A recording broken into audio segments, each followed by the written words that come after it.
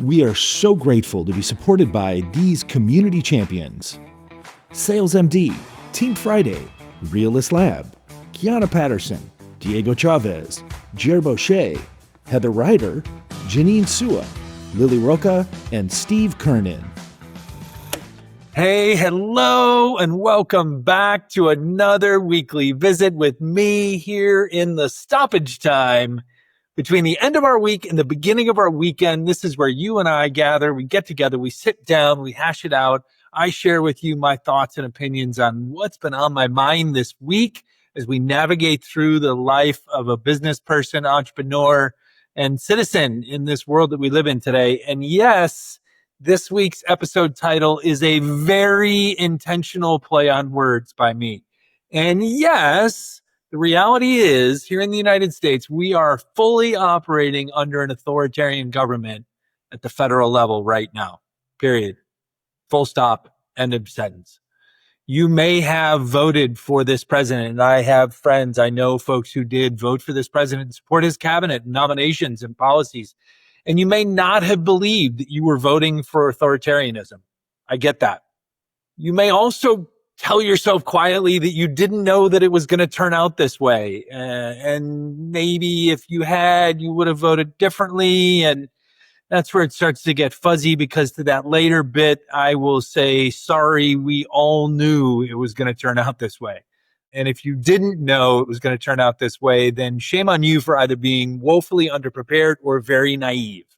Project 2025, which was the Heritage Foundation document. Heritage Foundation is a conservative think tank here, a consulting agency here in the United States that has long pushed for a very extreme kind of far right conservative agenda, far right of traditional Republicans or traditional conservatives, of which many of my friends from my younger life might consider themselves to be. Project 2025 was always the takeover document. It's been in the works since the early 2010s, 2011, 12, et cetera.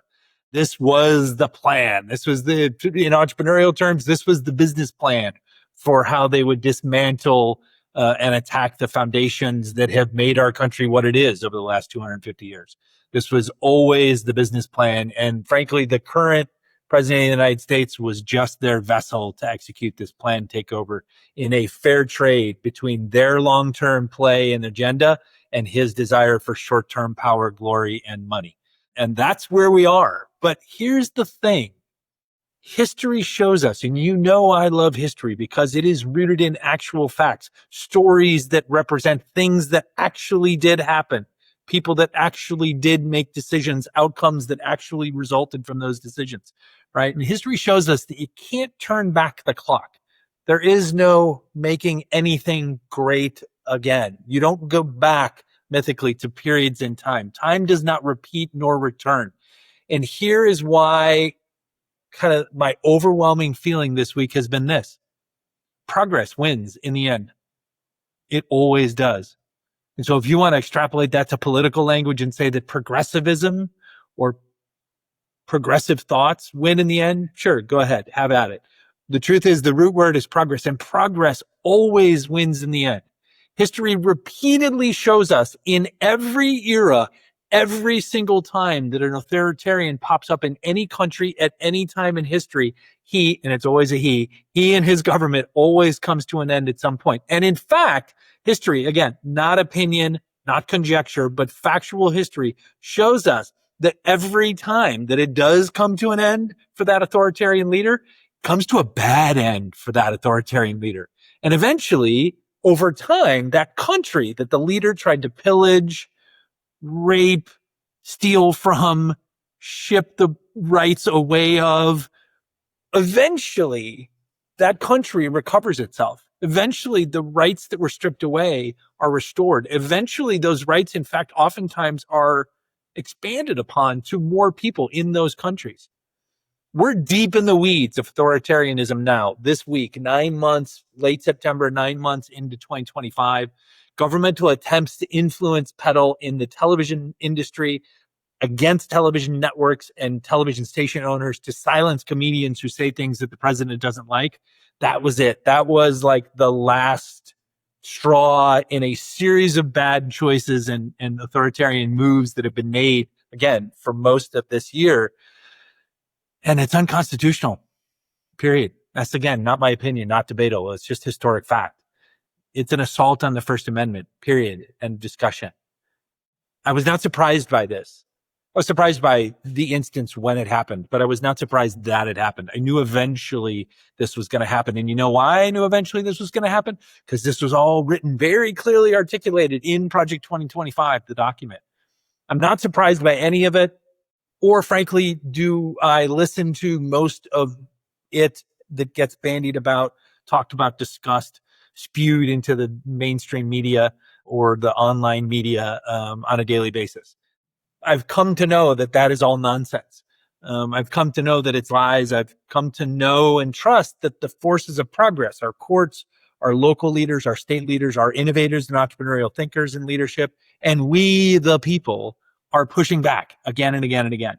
And as history shows us, that pushback from these people who value progress over regression wins in the long term every single time. But where I take the most solace and encouragement on a weekly basis, and frankly, honestly, this week, I've been on a high. I've been wildly pragmatically optimistic this week. And it's come from, as I've said here previously in recent weeks, it's come from the conversations that I get to have each week with these best and brightest entrepreneurial thinkers across every sector and segment of society and industry. And you know why this encourages me? Because I know that the work that they're doing in their communities is already leaving the world a better place than it was when they found it. And that this work will continue to leave it a better place than when they found it, regardless of the efforts to silence it or obfuscate it, or more practically, as a few really, really smart friends have said to me in the last couple of days, basically just unnecessarily, unnaturally slow it all down. So progress is an inevitable force of nature that pushes us forward. And we're not going to not achieve the progress that we are destined to achieve. We are simply going to achieve it later at a later date, longer into the future than we might not otherwise have done.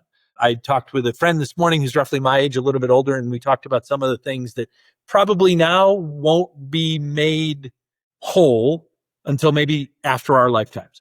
They will be made whole, and the progress will be achieved, societally, industrially speaking, but it might not happen when it should have happened simply because of the time that we're wasting and about to waste now in these years in this era. This week, I had the pleasure to talk with Amiah Sheppard, who's a young, talented Black woman raised in the foster care system here in Los Angeles, born in Inglewood. And by any stretch, Amiah has no business living the life for herself that she has carved out. She didn't see role models that look like her, and so she just made her own path from Inglewood to Columbia University in New York City, back to her hometown in LA, and now working at USC, one of the nation's premier private universities, helping underserved founders to tell their stories and even to go on to raise tens of millions of venture capital dollars. When I talk to entrepreneurial thinkers like Amiah, or last week when I spoke with a proud, talented Mexican immigrant, Ileana Gonzalez, who has already in her young career been the most catalytic leader from a growth and change perspective at her adopted hometown of San Antonio, Texas, and is now in the position of Director of Innovation and Emerging Technology at a retail giant, H-E-B, a company with 200,000 employees that does nearly $50 billion a year in revenue. And there is Ileana, this proud Mexicana, this proud Mexican immigrant sitting at the top of that innovation chain. To other conversations that I've had recently that'll come out in future episodes in upcoming weeks for you guys with incredibly talented young leaders from unlikely circumstances, like talking climate innovation with Camille Terry from here at Charger Help in South LA, talking diversity in Web3 technologies and storytelling with Marissa Ritzy Estrada, who just dropped her 200th podcast episode here in SoCal, to successful author and professor of writing at the University of Nevada, Reno, Lita McCullough-Seletsky from Northern California, or just the other day, the conversation that I got to have with author and thought leader on our workplace cultures in the modern world, Minda Harts from my hometown of Chicago and now here in LA. All of these incredibly talented, indefatigable women of color who've charted unlikely lives for themselves are the people who are waking up and obsessing every day about how to make their worlds first, and then our current world, as fucked up as it is, better. Better for themselves, better for their kids, better for people that look like them, and ultimately better for all of us through the things that they write, the industries that they reshape, and the lives that they touch. And as for me, as long as women like this exist, I will be encouraged that progress will win in the end. And in my work, as long as I have a breath to give, a mind to think, and a heart to feel, I will platform these women and the men like them all across my city here in Los Angeles, across our great state of California, across our country in the United States, and across the world. Because my work now, which began as an act of amplification and accessible storytelling years ago, is now obviously, to me, becoming the greatest act of optimistic resistance and leadership that I can offer, in hopes that the collective voices of progress that these guests bring to our entrepreneurial thinker shows every week that you get to enjoy will indeed wind up leaving the world a much better place over the next 50 to 100 years for my new grandson, Leo, than the world that he entered last fall. That's it. That's where I am coming down this week. Progress trumps authoritarianism, and ultimately progress wins across the course of history. So as down and defeated and sad and stressed and sometimes overwhelmed or worried as we may be, I'm going to try and use this conversation with you this Friday to re-inject a little bit of peace, joy, love, and encouragement. And maybe I'm going to give you a dose of belief that we too will come through this era as a country and as a world. And when we do, we'll have built a path, a stronger, more resilient path that will last longer, that will ward off the next authoritarian that will come along, as history shows us eventually happens, right? And build a better world for us all. So that's it. Happy Friday. Happy weekend. Thanks for hanging out with me for a little bit of our stoppage time this week. Peace.